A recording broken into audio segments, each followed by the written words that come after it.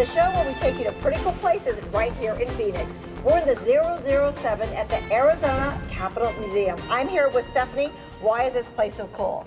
Well, the Capitol Museum is the center of the Capitol complex. So we're the building with the copper dome. We're in a historic building. It was dedicated in 1901. It's been turned into a museum since the late 1970s. And now we have 4 floors of exhibits, free admission. It's a really cool place. I'm so excited to take us on a tour of all 4 floors. But right now, we're actually in the gallery where back in the day, this is where the legislators sat and actually created laws here. Yeah, it's also the meeting place for our state's constitutional convention in 1910.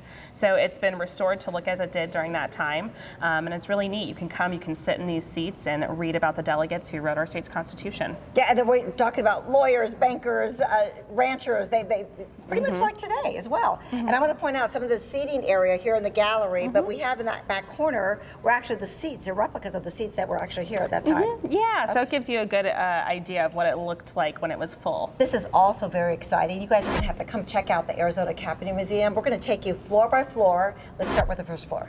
Yeah, so on the first floor we have an exhibit on the USS Arizona. It features a silver service that was removed from the ship in preparation for Pearl Harbor. And then we also have a relic, so an actual piece of the ship that's on display. There's also an exhibit on Martin Luther King and the efforts behind recognizing an official King Day here in Arizona, and then the historic mosaic seal that's right in the center of the rotunda. Now that is pretty cool. On the second floor, we have the governor's office, historic governor's office. Yes. We rotate and highlight different governors throughout Arizona's history. We also have a flag from Teddy Roosevelt's Rough Riders, so that's really neat. Very cool. And a seasonal exhibit space that rotates different artwork. Good, they can change out. Okay, third floor?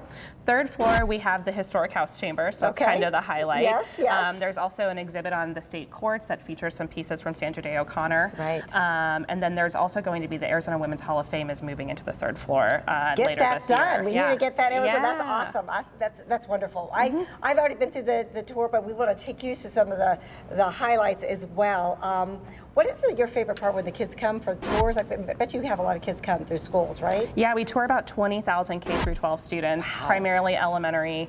I think the coolest part is when they spend their time in the historic house, and so they get to sit on the floor and kind of think about what it was like to be a legislator.